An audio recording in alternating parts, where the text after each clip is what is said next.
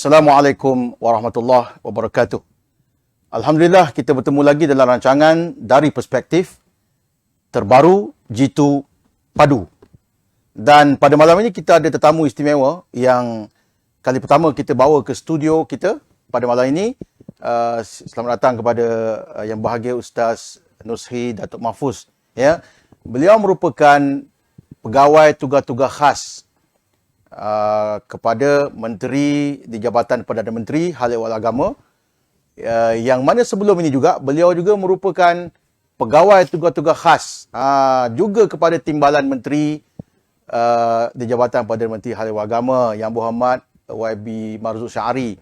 Kali ini beliau merupakan pegawai tugas-tugas khas kepada Datuk Idris Haji Ahmad. Jadi pengalaman beliau berperanan sebagai pegawai tugas-tugas khas ini untuk dua orang sosok politik yang dikenali dalam negara kita. Mungkin banyak isu-isu yang dapat kita kupas dan kongsikan dengan para penonton sekalian. Sebelum kita mulakan bicara kita malam ini yang bertajuk apa peranan pentadbiran agama, saya nak mengajak para penonton sekalian supaya kita ramai-ramai like, share, dan kalau ada komen, boleh komen di ruangan komen untuk kita merancakkan bual bicara kita pada malam ini.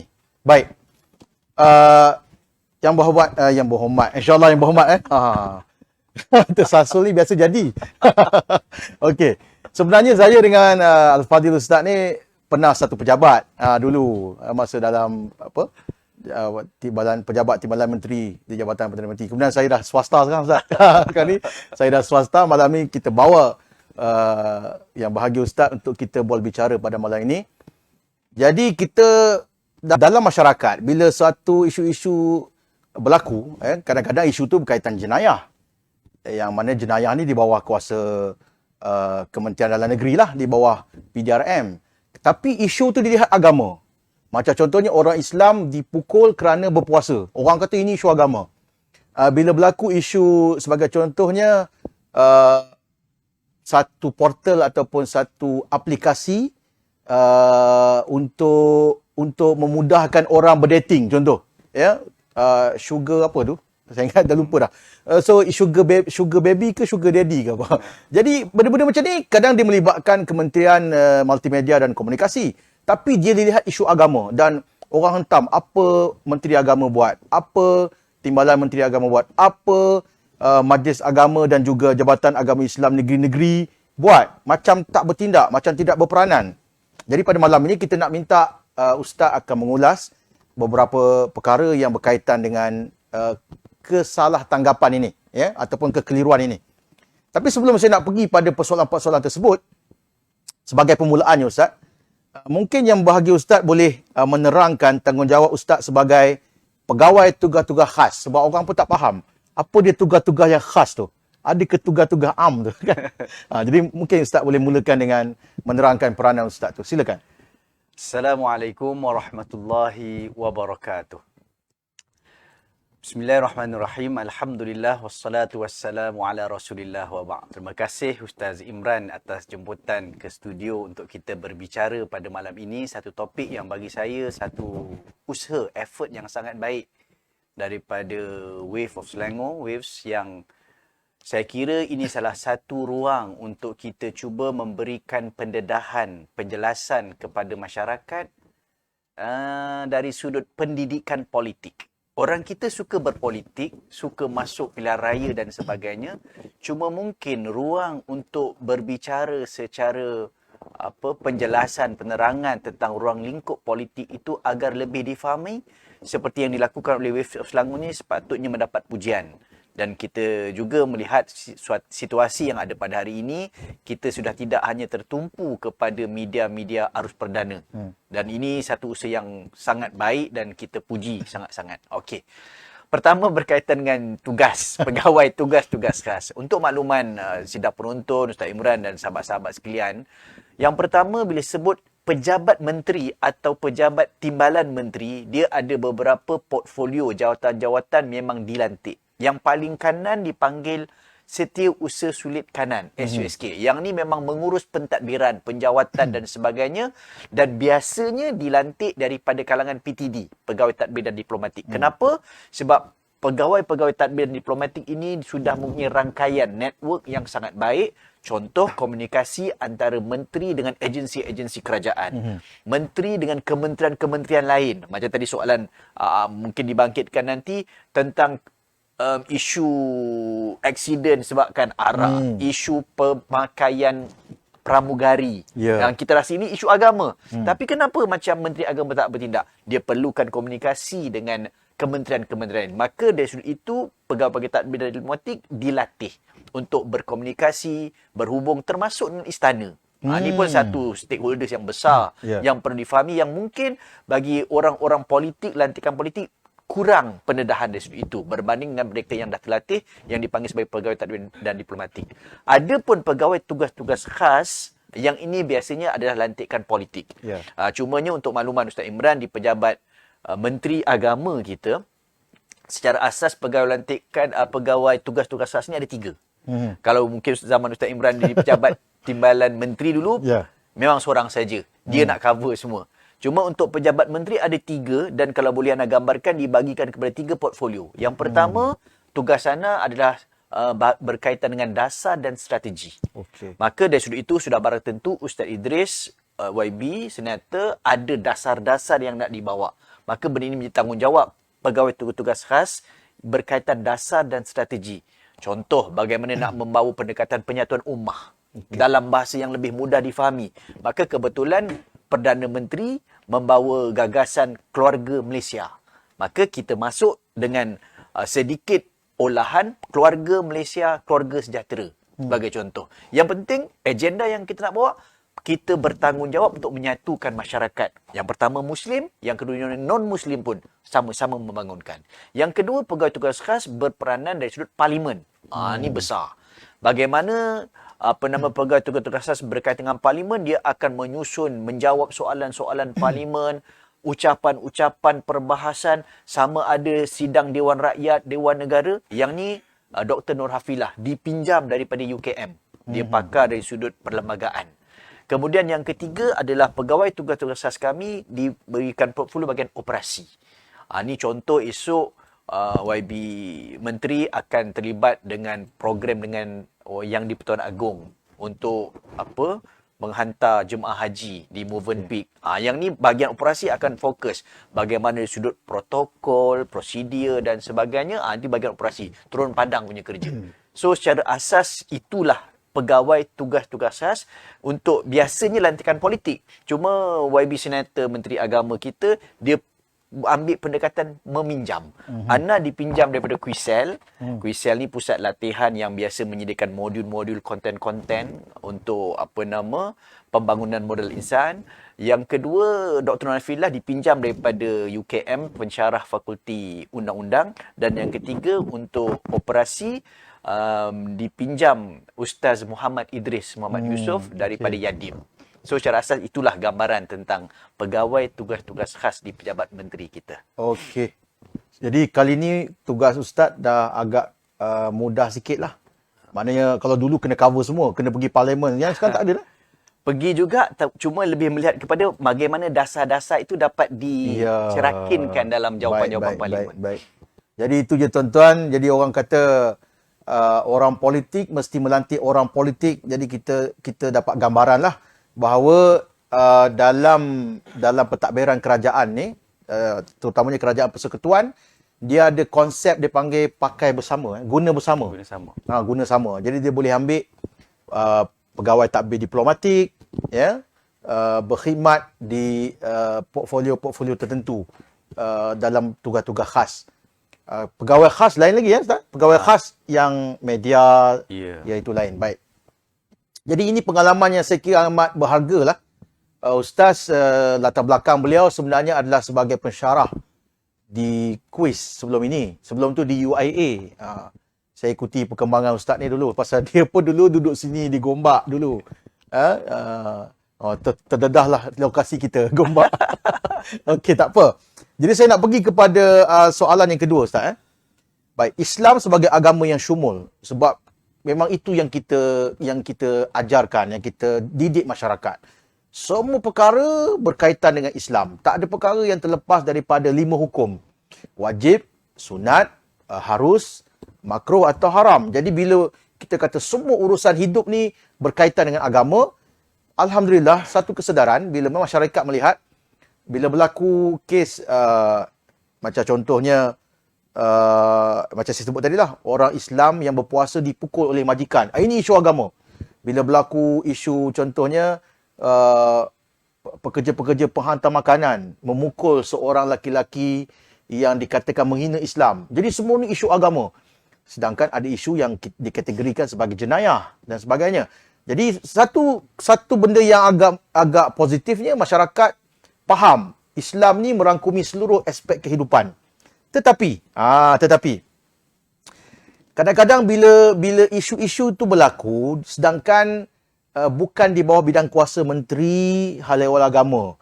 Jadi institusi agama ini dikecam. Menteri dituduh sebagai tidak buat kerja. Mungkin Ustaz boleh jelaskan ataupun kongsikan cabaran-cabaran yang dilalui sepanjang Ustaz berada dalam pentadbiran kerajaan dan bagaimana menyelesaikan masalah-masalah birokrasi ni antara kementerian ini. Silakan Ustaz. Okey, alhamdulillah, soalan yang sangat mencabar. Ana pun baru lagi nak kira daripada Mac 2020. Baik. Hari ini kita berada di bulan Jun 2022. Lebih kurang 2 tahun lebih lah sedikit pengalaman. Tapi betul Ustaz Imran, benda ini satu yang sangat berharga. Peluang untuk kita belajar dan memahami konsep pentadbiran sebuah negara.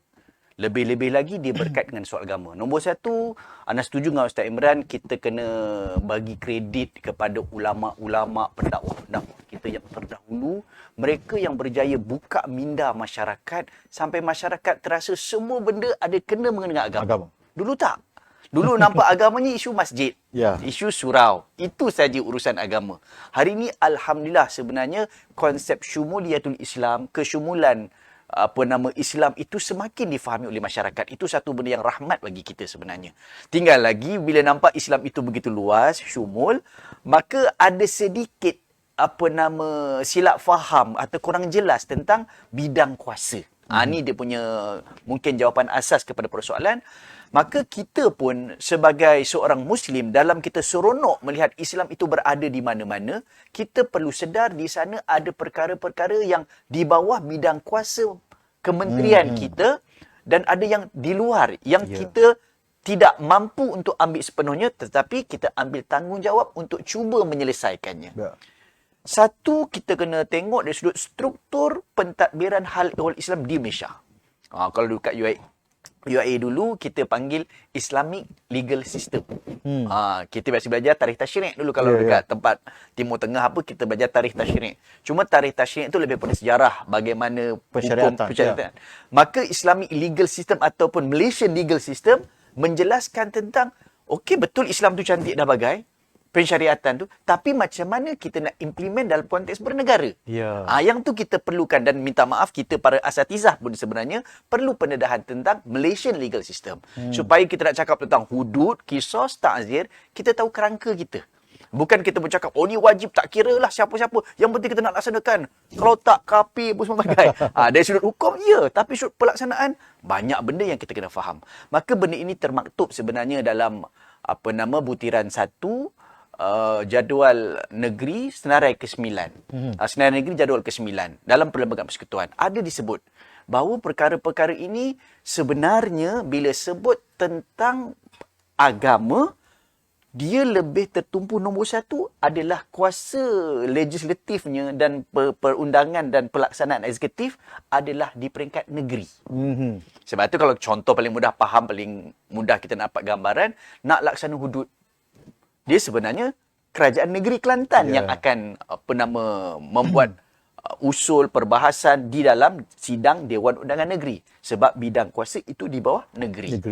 So dekat situlah bila sebut bidang negeri, benda itu lebih jelas lagi termaktub di bawah bidang kuasa sultan ataupun raja. Dialah yang paling berautoriti. Ataupun contoh lebih mudah bila zaman PKP, Ingat tak bila nak cakap semayang rapat soft, Ya. semayang Jumaat berapa orang dan sebagainya, di peringkat JAKIM ada MKI berbincang membenarkan itu ini. Itu pun ada stakeholders lagi. Walaupun MKI, mufti-mufti seluruh Malaysia bersidang, bermesyuarat, berbincang, terikat dengan apa keputusan MKN, Majlis Keselamatan Negara, Ya. KKM. Ni antara benda yang kita kena faham. Dari sudut hukum kita boleh bincang, mufti boleh bincang, tetapi sudut bidang kuasa, ada lagi pihak-pihak yang kita kena ambil perhatian.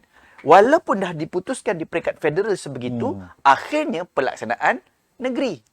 Tu yang orang tengok, kenapa Selangor tak boleh lagi nak semayang? Negeri, wilayah dah boleh contohnya. Kelantan lambat sikit. Sebab akhirnya bidang kuasa itu di peringkat negeri. Itu satu. Okey. Yang kedua, kita juga kena faham dari sudut macam yang Ustaz Imran bangkitkan tadi berkaitan dengan isu minum arak ke, hina Nabi apa bagai. Perkara-perkara itu termasuk sugar baby rasanya zaman sugar tu. baby, ya. So, dia berkait pula dengan Kementerian Komunikasi Multimedia. Kes tu berlaku pada apa? Mahasiswa, Kementerian Pengajian Tinggi. So, dekat sini, betul, bagus dari sudut kesedaran masyarakat. Masyarakat semakin sedar ataupun rasa penting untuk Menteri Agama mesti ada say, mesti ada peranan, ada tanggungjawab. Itu bagus. Tinggal lagi, perlu juga difahami, ada bidang-bidang tugas yang perlu kita hormati. Maka antara pendekatan yang kita ambil, kita ada high level meeting ataupun discussion.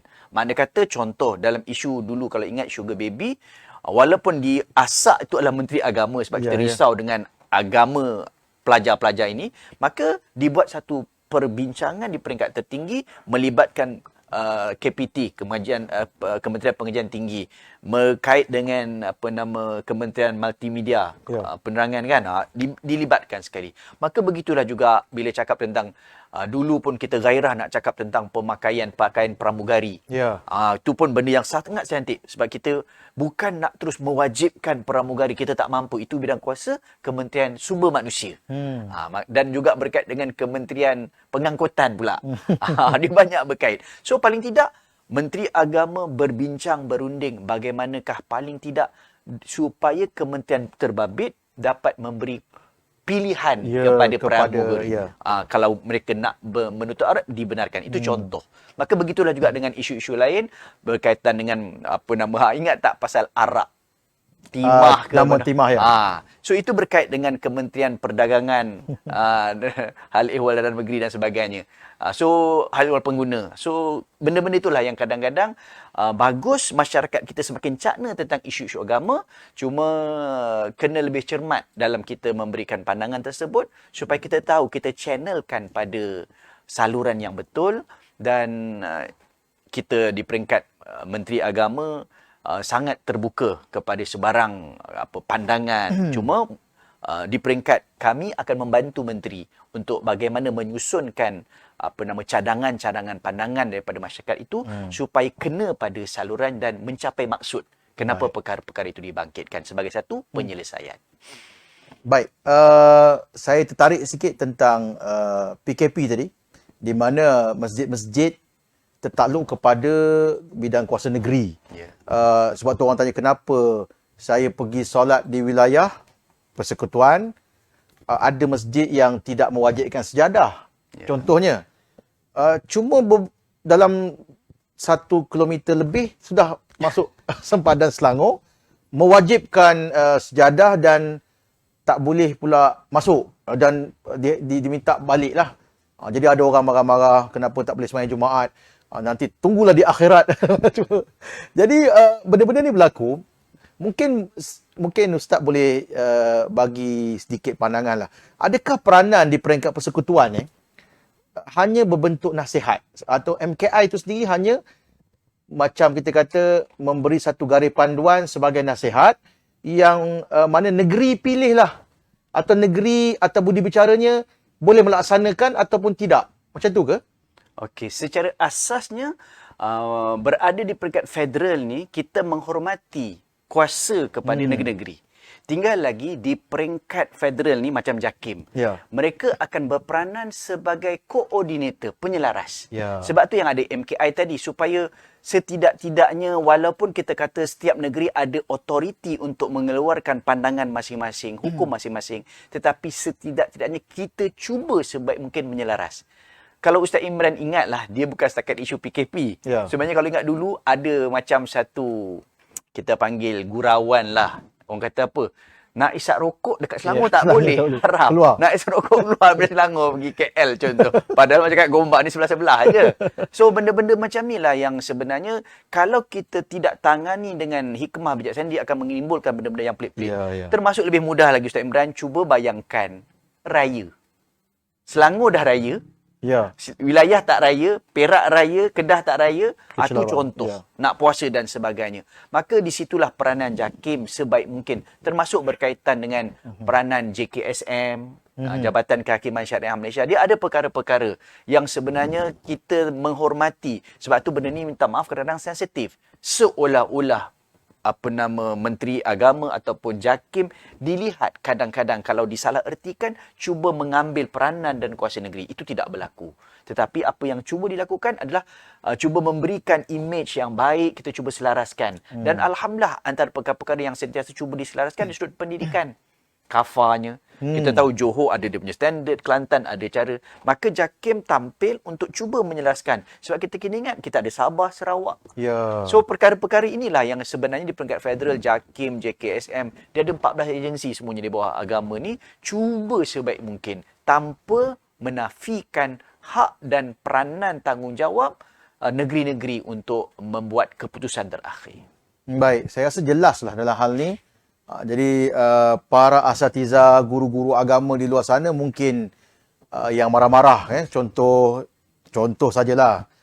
Contohnya dia kata, kenapa saya tauliah ada di wilayah persekutuan, saya boleh mengajar, tiba-tiba tauliah saya di negeri Selangor ditarik. Betul. Adakah agama Islam di wilayah dengan Selangor tu lain-lain?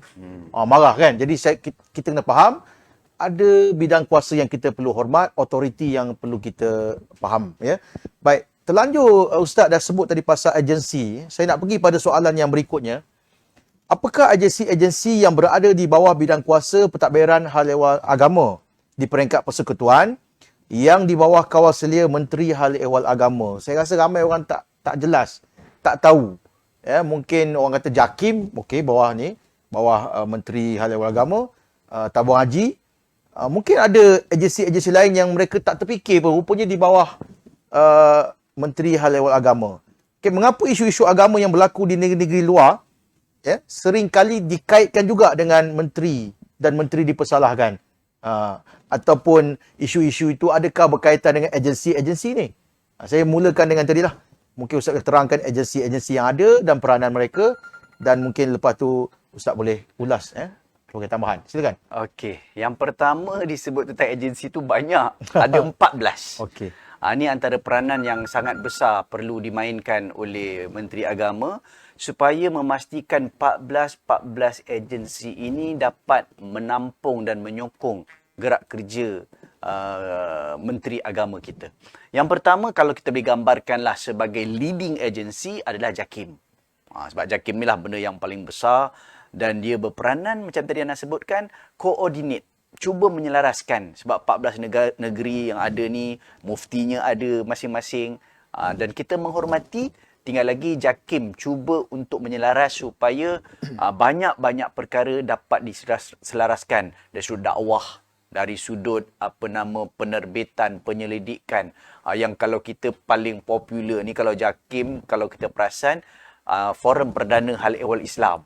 Tu antara bendanya. Cuba bawa mesej yang sama standard.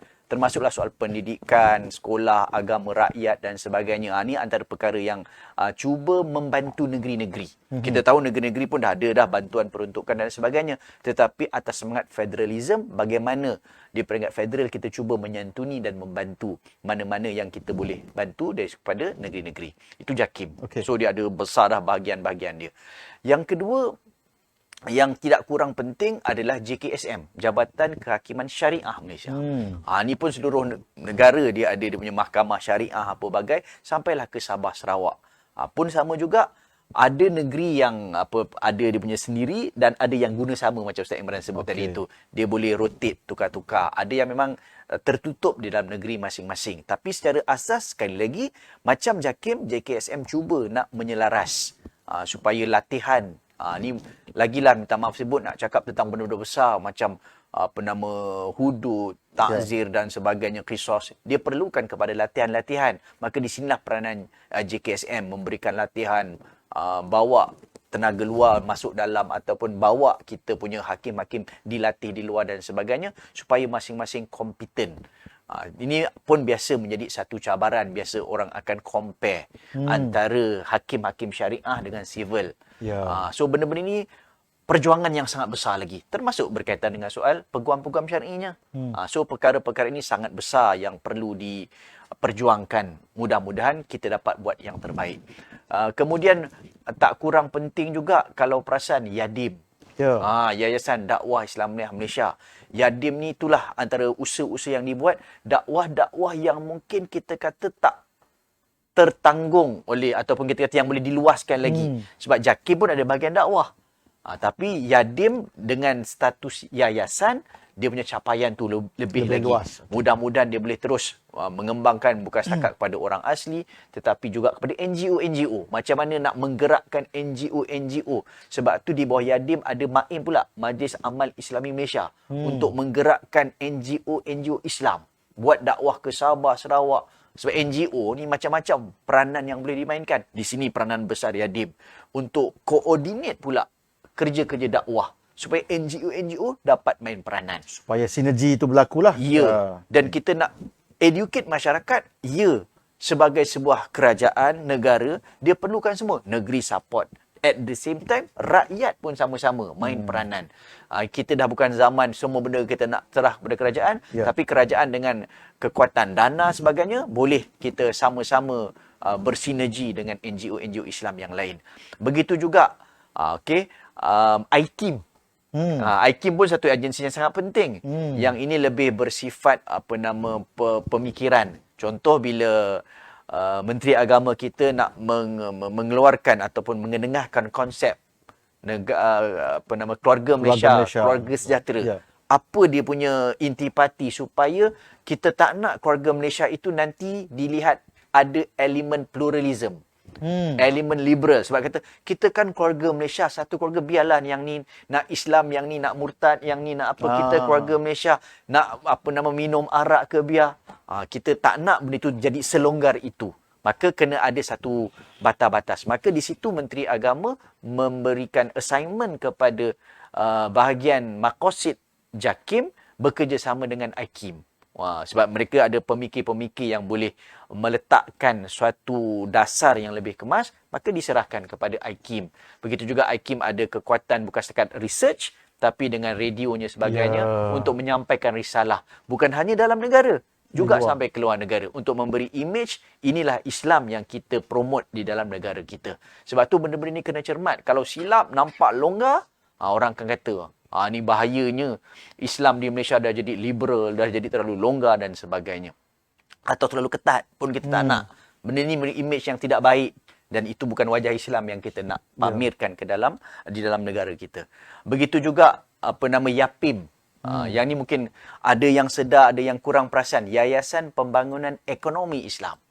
Yang ni menteri kita sangat passionate, risau. Sebab antara benda yang sebagai orang yang berlatar belakangkan, mungkin orang, dia kata, Menteri Agama kita kata, dia orang kampung, dia orang susah. Maka dia sangat tersentuh bila bercakap tentang miskin bandar. Miskin kat kampung, mungkin at least orang kampung ni ada tanah. Tapi di bandar ni, bila kita tengok secara dekat, menjadi satu cabaran yang sangat besar. So, di sinilah kalau boleh Ana ringkaskan berkaitan dengan agensi-agensi 14 ini, Menteri cuba membawa pendekatan, janganlah agensi-agensi ini bergerak secara silo. Ni kata contoh YAPIM, dua hal YAPIM. MAWIP, Ustaz Imran, MAWIP, Majlis Agama Islam Wilayah Persekutuan. Ini sangat besar. Maka diharapkan MAWIP, walaupun dia berstatus wilayah persekutuan, bagaimana fungsinya yang sebagai sebuah majlis yang sangat besar di negara ini boleh berperanan, menyumbang, membantu kepada agensi lain supaya kebaikan yang ada di MAWIP itu dapat digerakkan, manfaatnya dapat dirasakan kepada tempat-tempat lain. Maka itulah antaranya cuba synergize. Termasuklah tabung haji. Ini pun satu perkara juga. Bila orang nampak tabung haji, mungkin setengah orang mindsetnya fikir haji. Tapi bila tengok perkembangan yang ada pada tabung haji, dia bukan setakat urus orang pergi haji. Pelaburan.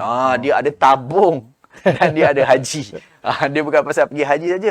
Dia akan berkait dengan investment. Ni perlukan orang-orang yang berintegriti dan berjiwa Islam sebab berkait dengan ekonomi umat Islam.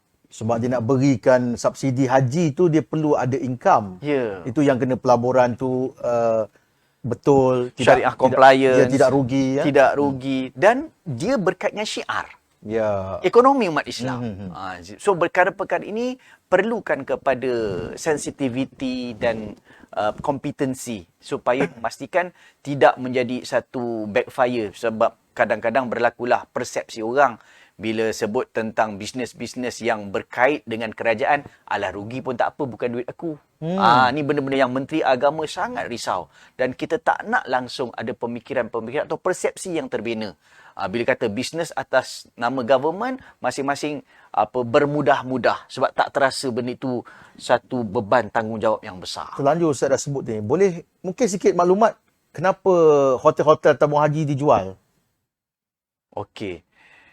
Sebab ini saya sendiri nak tahu. Okey, secara asas kalau nak detail, kita kena tengoklah apa yang akan terasa, sebab antara usaha Menteri Agama yang buat pada ketika ini adalah menubuhkan RCI. Sebab kita tak nak benda-benda yang berlaku itu banyak terbina atas persepsi, andaian semata-mata.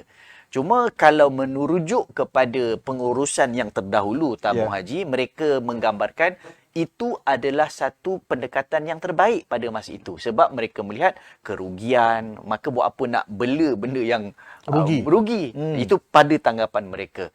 Adapun daripada satu pihak yang lain pula akan mengatakan, tak adalah.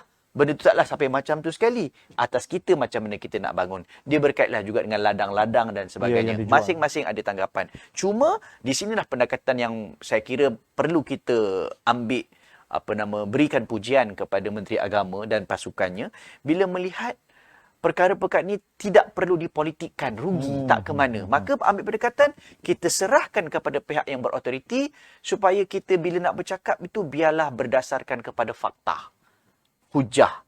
Maknanya bukan sekadar orang ni kata, orang ni kata. Maka yang itu yang bersungguhnya dengan penubuhan RCI supaya pihak yang betul-betul pakar di bidang perundangannya, di bidang ekonominya, biar mereka yang buat. Dan insya-Allah dalam jangka masa yang tak panjang, result tu akan keluar. Sebab kami melihat perkara itu sedang ataupun sudah berada di hujung-hujung proses dah. Ini yang ramai rakyat nak tahu tu. Ya, betul. Sebab yang penting akhirnya ialah kita tak nak reputasi tabung haji yang begitu harum. Especially tengah musim haji ni, dekat Saudi tu semua orang puji. Dan semua negara terasa macam mana nak jadikan tabung haji itu sebagai benchmark. Tapi di tempat kita, minta maaf sebutlah, kadang-kadang atas sentimen politik dan sebagainya, akhirnya kita sama kita menjatuhkan sendiri reputasi ataupun imej tabung haji yang sepatutnya kita sangat-sangat berbangga dengan kewujudan sebuah entiti sebesar itu, dan mudah-mudahan Allah pelihara dan bantu tabung haji ini supaya dapat terus menyumbang yang terbaik untuk umat Islam negara kita. Bagaimana pula dengan TV Al-Hijrah? Adakah ia satu agensi ataupun?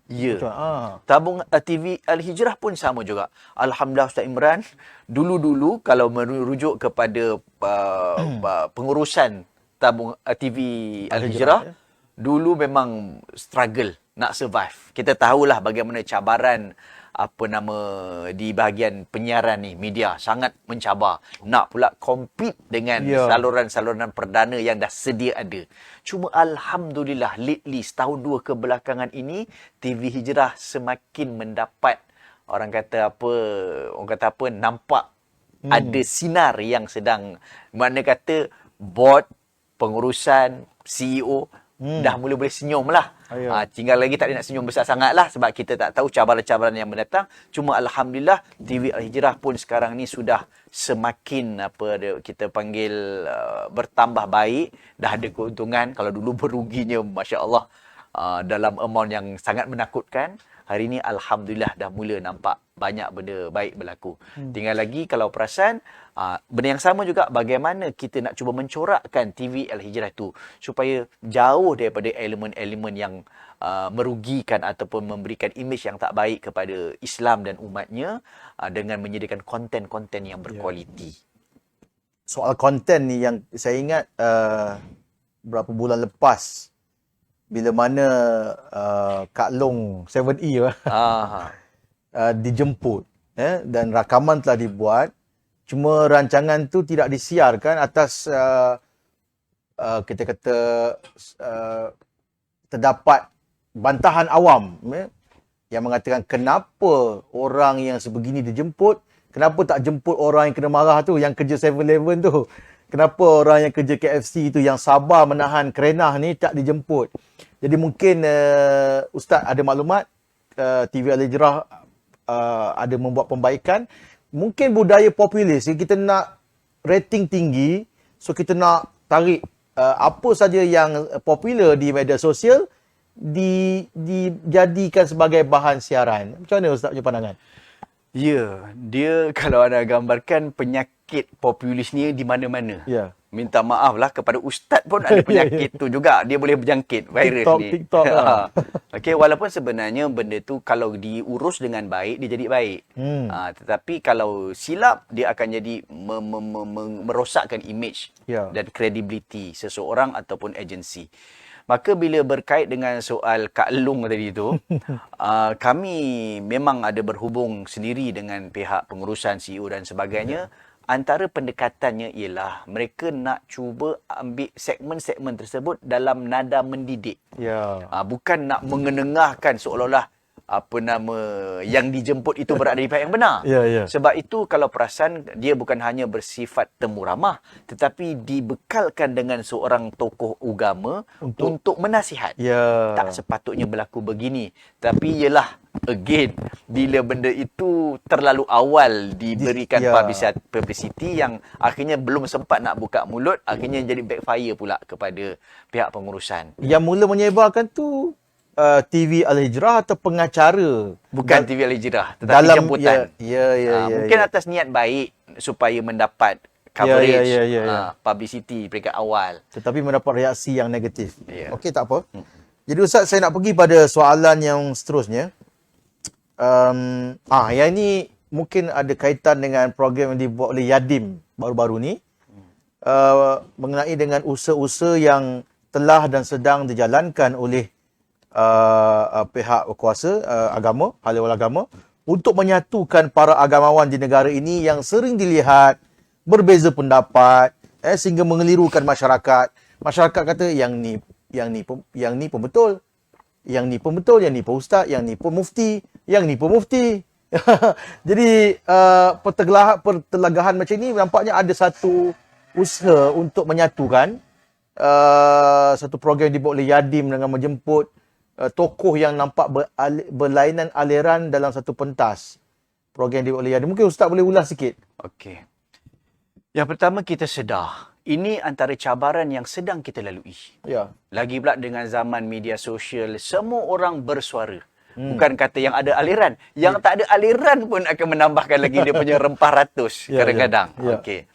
Maka atas asas itu sebenarnya antara tugasan kami di Pejabat Menteri sentiasa mencadangkan kepada Menteri yang berhormat supaya di mana-mana ruang ada untuk memberikan peringatan, kita akan pastikan ada juga terselit elemen memberikan peringatan agar kita cerdik dan bijak menangani isu perbezaan pandangan. Isu perbezaan pandangan ni baru bukan semalam, bukan baru setahun dua, dah lama sejak zaman dulu. Zaman sahabat lagi. Tinggal lagi bagaimana adab baik. dan ilmu yang sangat penting untuk kita mendepani cabaran sepanjang zaman ini. Itu yang paling penting, adab dan ilmu. Maka setiap kali ada ruang, termasuk Ustaz Imran, menteri kita sebenarnya alhamdulillah sangat committed dengan kita panggil program walkabout.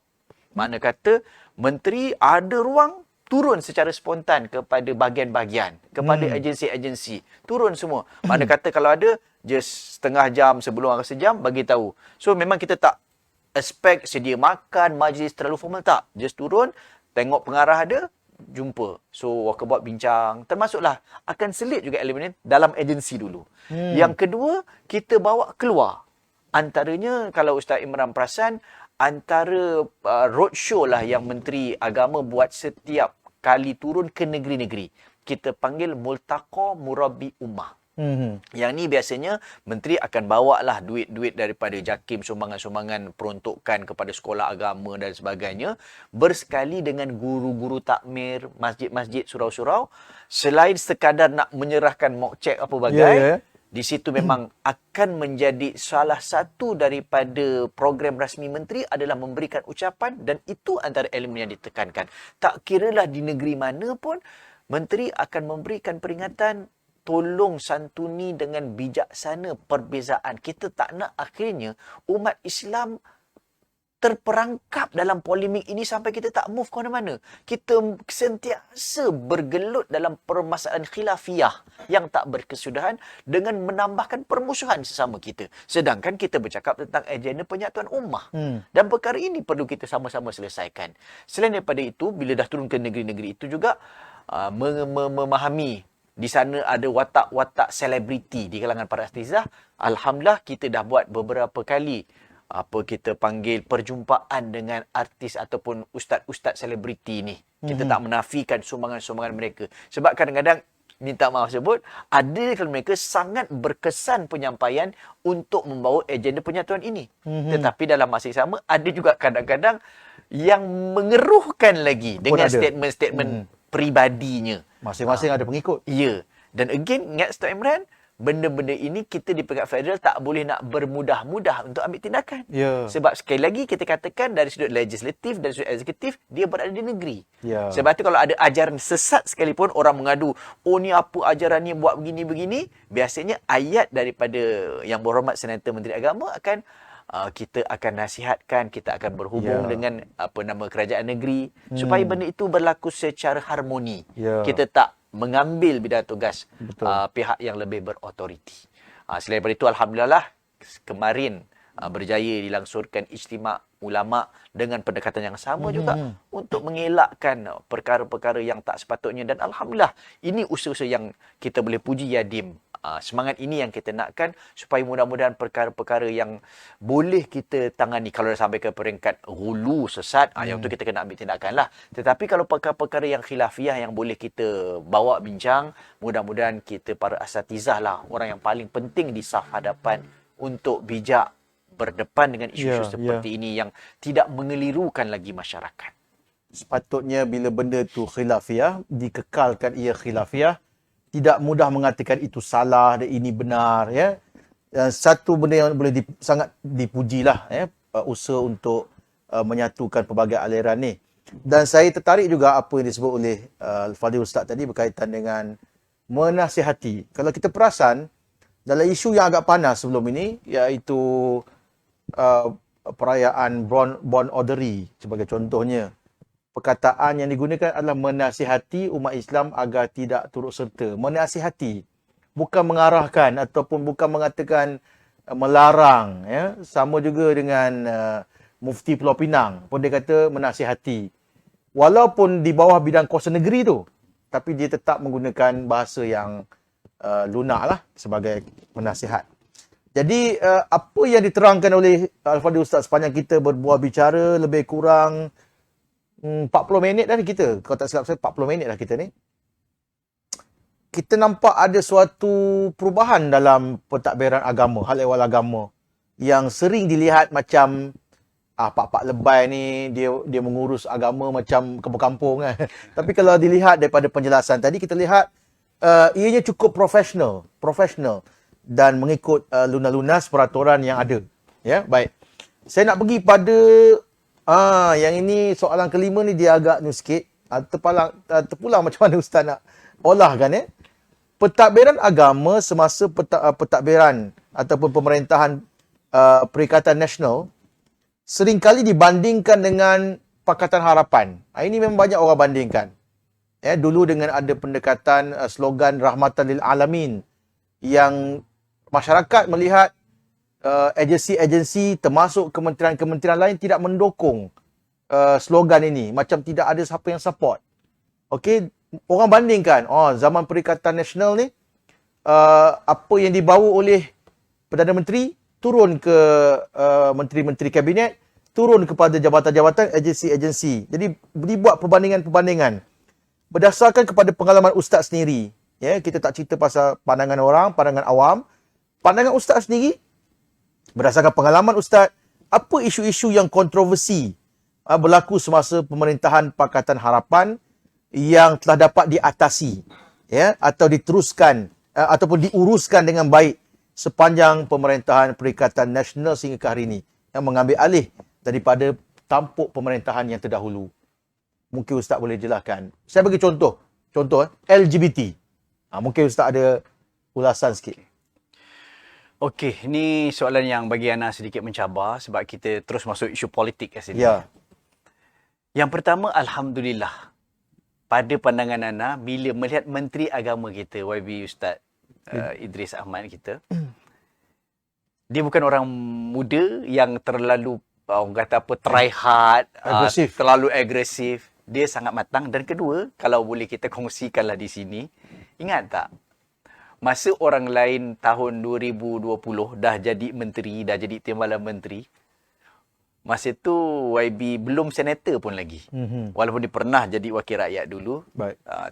Makna kata pada masa itu, masa kita berada di pejabat timbalan, kita tengok Ustaz Idris pada masa itu menjadi rujukan kepada sahabat-sahabat yang sudah berada di dalam kerajaan. Ya. Ana secara peribadi melihat di situlah benda yang Ustaz Idris sebelum diangkat menjadi Menteri Agama telah pun melalui fasa-fasa ambil pengajaran, ambil pengalaman. Jangan macam ni Ustaz. Ustaz dia tu macam ni lah. Orang mengadu kat dia macam-macam. So pada pandangan Ana, beliau yang sudah ada pun pengalaman berada di parlimen sebelum itu, absorb semua pengalaman-pengalaman mereka dahulu, maka bila beliau diangkat menjadi menteri, beliau sangat berhati-hati. Ya. Contoh paling mudah, by right lah pada pandangan kita, bila YB Ustaz Idris Ahmad menjadi menteri, dia teruslah buat tim baru. Tetapi tidak. Alhamdulillah berlaku di situ satu kerjasama yang baik, bagaimana Ana Amanis itu adalah pegawai tugas khas timbalan menteri dan Siti Usul Sulit Kanan timbalan menteri. Kami dua-dua dibawa ke pejabat menteri. Supaya Ustaz Idris tidak bermula from scratch. Maknanya at least Ustaz Idris ni dah ada knowledge dan pengalaman nasihat ataupun teguran mereka yang terdahulu, pengalaman mereka, kemudian dibawa kami supaya at least dah boleh gerak dah terus. Maka di situlah antara bendanya bila kita tengok tadi berkait dengan apa-apa isu, Alhamdulillah. Contoh bila tadi Ustaz Imran bangkit tentang LGBT. LGBT bawah Menteri Agama ke tidak? Dia biasa. Benda yang sama juga. Maka bila kita tengok LGBT ini berada di bawah Kementerian Wanita, Penganut-Wanita, Keluarga dan Masyarakat. Maka Alhamdulillah di situ peranan orang macam Kak Lah pula, timbalan menteri. Sangat-sangat committed dengan kerja-kerja macam ni. Dan Alhamdulillah salah seorang pegawai khas kami adalah expert. PhD je pun di dalam bidang LGBT. Ustaz LGBT pula silap. Bidang ni memang begitu. Right. So Alhamdulillah bila kita tahu pengalaman, maka termasuklah kalau perasan zaman kita baru naik kerajaan 2020, di situ Alhamdulillah kita dah buat macam discussion, town hall dengan staff-staff JAKIM dan sebagainya. Mereka beri pandangan apa kesilapan kerajaan yang terdahulu. Bagaimana mereka dah awal-awal dah blame game, nak menggambarkan seolah-olah ada deep state, belum apa-apa lagi. So benda-benda itu dalam berkerajaan sangat sangat sensitif. Jangan kita create permusuhan daripada awal. Dan Alhamdulillah Ustaz Idris pun bekas pensyarah, Hana pun bekas pensyarah. Maka Alhamdulillah paling tidak kawan-kawan dan anak murid ada di sana. Maka dengan network tadi itu, Alhamdulillah Ana perhatikan Menteri Agama kita mendapat maklumat-maklumat dan feedback. First hand information daripada orang-orang sekeliling, termasuk kementerian-kementerian berkaitan.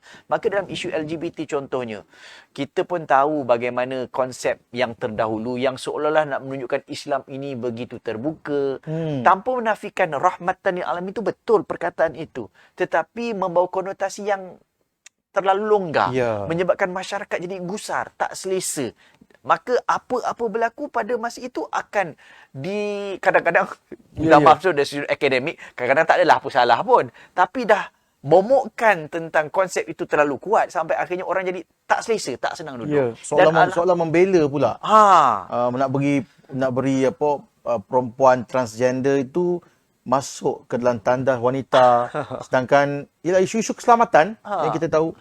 So perkara-perkara itu Alhamdulillah, makna kata dari sudut persepsinya, dan Alhamdulillah bagi mereka yang duduk di agensi-agensi boleh melihat bagaimana peranan Menteri Agama kita sangat apa yang anda boleh gambarkan. Tidak digambarkan macam orang lain kata kalau orang politik naik, habis semua benda dipolitikkan. Dan benda ni Ana rasa sangat cantik bila menteri-menteri agama, menteri-menteri kita termasuk menteri agama sangat profesional. Dia tidak bermain sentimen. Aku naik, aku nak orang PAS naik. Contoh. Yang mana bukan PAS semua aku nak buang. Na'udzubillah. Benda itu tidak berlaku. So, benda-benda itulah yang memberikan keyakinan, keselesaan. Dan kita tahu, penjawat awam secara umumnya, mereka adalah diajar untuk follow government of the day. Mereka akan support. Lagi pula, benda itu memang secucuk. Dan Ustaz Idris, Menteri Agama kita, tidak buat benda-benda yang, orang kata apa, di luar sangat sampai menyebabkan orang jadi takut, ragu-ragu. Tak. So, benda-benda ini yang memberikan keselesaan. Yang menyebabkan, Alhamdulillah, banyak-banyak isu, nak cakap tentang isu agama ni sentiasa ada. Tetapi sentiasa mendapat support, feedback, info. Ini penting. Kalau nak mengharap orang politik, minta maaf sebutlah, semua agensi tu berapa kerat dia orang politik yang betul-betul politik. Kebanyakan adalah penjawat awam. So, Alhamdulillah kita bersyukur. Dan Ustaz Idris sentiasa menyebut Menteri Agama kita, bagaimana penjawat awam setakat beliau menjadi Menteri Agama ini, penjawat awam sentiasa memberi sokongan-dokongan yang terbaik. Dan Alhamdulillah, benda-benda inilah yang sebenarnya melancarkan lagi pengurusan dan pentadbiran menteri kita, YB Senator Datuk Ustaz Idris Ahmad kita. Maknanya jangan bermusuh dengan penjawat awam. Sebab gerak kerja semuanya akan digerakkan oleh agensi yang mereka merupakan penjawat awam. Saya rasa itu satu pengajaran yang boleh kita ambil bila mana ahli akademik, pendidik, seperti Datuk Idris Haji Ahmad sendiri merupakan bekal pensyarah. Ustaz sendiri merupakan bekal pensyarah. Jiwa pendidik itu nada. Dan saya tahu dalam pejabat yang ada hari ini pun, ramai juga yang diambil daripada pusat-pusat pengajian tinggi. Yang mereka juga adalah sebahagian besarnya pendidik. Jadi bila orang yang mendidik, mereka pegang satu kementerian ataupun kuasa dalam persekutuan ni, dia tahu pendekatan mendidik bukan menghukum. Ya Ustaz? Baik, kita ada satu soalan. Malam ni saya rasa kita dah berbual panjang. Saya terlupa nak sebut kepada penonton supaya lontarkan soalan, tapi satu soalan yang masuk. Jadi saya rasa memadai dengan satu soalan ni, kemudian kita akan tutup bual bicara kita malam ni, bagi kita menghadkan, kena guna bahasa Melayu, menghadkan masa siaran kita. Baik. Satu soalan ni, bagaimana peranan daripada mana ni? Luqman Al-Hakim Yahya. Soalan dia, bagaimana peranan kerajaan, saya rasa maksudnya peranan kerajaan persekutuan, jika ada isu-isu agama yang kadang-kadang kita ada pertembungan dengan istana.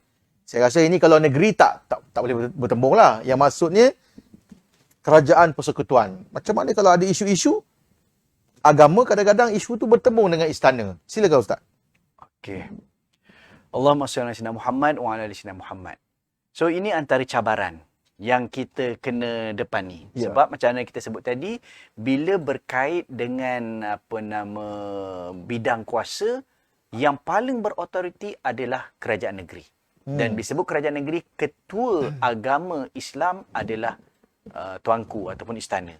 Maka di sinilah sebagaimana kita sebut, sejak zaman berzaman menjadi suatu tanggungjawab menteri di peringkat federal, especially bahagian agama, untuk menjalinkan hubungan baik dengan istana agar tidak berbangkit sebarang silap faham. Dia banyak benda yang boleh berlaku, tak perlu benda yang kata terlalu kecil. Kadang-kadang isu wakaf. Wakaf je kot. Sebab tu dalam salah satu agensi federal adalah Jauhar. Jabatan yang berkaitan dengan wakaf, zakat, haji dan sebagainya, umrah. Umrah pun sama juga. Orang ingat umrah di bawah Menteri Agama. Tak. Umrah di bawah Motek. Dia bawah Kementerian Pelancongan. Sebab tiket lesen tu bawah pelancongan. Sebab tu bila umrah stop hari tu, Menteri Agama juga kena serang. So benda-benda ni yang bagi players, diorang faham. Ni Motek punya arahan. Cuma di situlah peranan Menteri Agama menyantuni Kementerian pelancongan dan juga menyantuni Kementerian Kewangan bagaimana nak cuba overcome masalah tersebut. Maka berbalik tadi, istana maka menjadi peranan menteri untuk menjalin hubungan yang baik dengan istana. Sebab itulah kalau perasan antara pintu-pintunya ialah mereka sentiasa bersidang dalam MKI satu. Ya. Makna kata mufti-mufti setiap negeri akan mewakili negeri-negeri supaya mufti-mufti dalam mesyuarat, dalam muzakarah akan sampaikan kepada tuanku masing-masing apa yang dibincangkan. Kedua juga Ustaz Imran, selain daripada mufti, ada mesyuarat untuk exco-exco agama seluruh Malaysia. Mana kata kan ada exco-exco agama, Kelantan, Terengganu, Kedah apa, memang ada mesyuarat secara rutin dengan Menteri Agama supaya berlaku penyelarasan dengan negeri-negeri. Maka perkara-perkara inilah yang kita doakan mudah-mudahan penyatuan ummah yang kita bicarakan bukan berbahasa politik. Kecil sangat politik. Penyatuan ummah yang kita bicarakan adalah betul-betul umat Islam seluruhnya. Bagaimana nak disatupadukan. Termasuklah dengan pihak istana sebagai ketua agama dalam negeri-negeri dan juga agung bagi negara kita. So, memang sangat penting untuk ada komunikasi yang baik, elak silap faham, dan minta jauhlah ada perkara-perkara yang boleh mengundang kepada silap faham, pergaduhan dan sebagainya. Baik. Saya rasa sangat puas pada malam ini kerana banyak isu-isu yang dapat kita sentuh. Boleh katakan agak menyeluruh semua isu-isu yang menjadi persoalan dalam kalangan masyarakat, yang banyak masyarakat tidak tahu sebenarnya apa peranan pentadbiran agama Islam dalam negara kita. Jadi sebelum ni banyak kita kata kekaburan sehingga dipersalahkan pihak-pihak yang tidak patut dipersalahkan. Jadi kami dari pihak Wave of Selangor pada malam ini dalam rancangan Dari Perspektif mengucapkan setinggi-tinggi penghargaan kepada yang berbahagia Ustaz Nuzhi Datuk Mahfuz yang sudi bersama dengan kita bersiaran lebih kurang 1 jam. Membincangkan tajuk yang amat penting ini.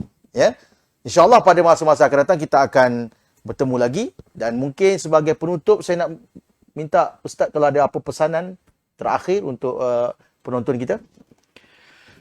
Okey, yang pertamanya terima kasih Wave of Selangor atas inisiatif ini. Bagi saya bila duduk dalam kerajaan ini, kita bukan setakat melaksanakan dasar-dasar dan bersifat manajerial. Ya. Tetapi antara benda yang paling penting, apa usaha yang dibuat oleh Wave Selangor adalah pendidikan politik. Supaya kita bukan hanya melihat politik itu atas dasar benci, atas dasar jatuh-menjatuh, tapi mudah-mudahan orang politik dan orang yang bukan politik, mudah-mudahan dapat sama-sama mengangkat politik mengikut neraca Islam. Ya. Dan disebut tentang mengangkat politik mengikut neraca Islam, dia juga berkait soal kerangka yang kita ada. Yang anda gambarkan tadi dengan Malaysian legal system. Ya. Kita tak boleh nak bawa bulat-bulat apa yang kita belajar dekat Timur Tengah apa bagai. Hukum sebegitu, betul, tetapi perlu juga disulami dengan kerangka yang kita ada dalam konteks Malaysia. Macam mana nak melaksanakannya. Ni minta maaf kalau atas nama semangat memang sedap. Tapi atas dasar akademik, atas dasar kerangka yang kita ada, kita kena cermati banyak perkara. Dan benda inilah mudah-mudahan sedang dilakukan. Termasuklah mungkin Ustaz Imran tak tanya tentang 355 apa bagai.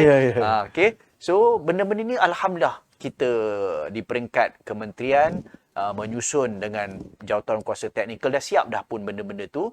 Tinggal lagi berada di final stage untuk dibentangkan di Parlimen.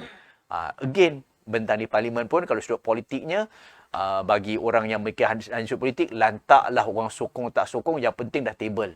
Tetapi kalau melihat dari sudut syiar dan sebagainya, dia perlu rundingan dengan semua pihak. Dan again, benda yang paling penting ialah umat Islam kena bersatu untuk nak menjayakan agenda umat Islam yang akhirnya manfaat bukan hanya untuk orang Islam, yang bukan Islam pun dapat manfaatnya.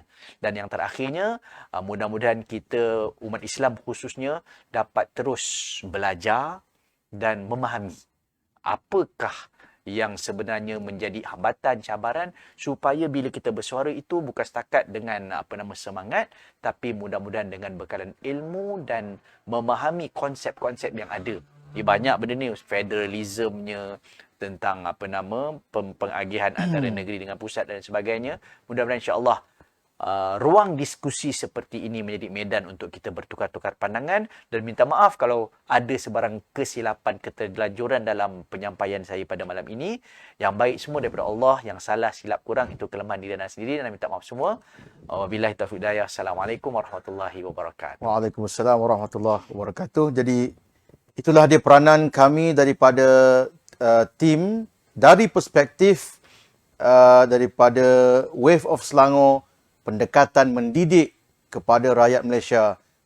InsyaAllah dalam kesempatan lain kita akan bertemu lagi dengan topik-topik yang lebih menarik, termasuk topik pindaan Akta 355.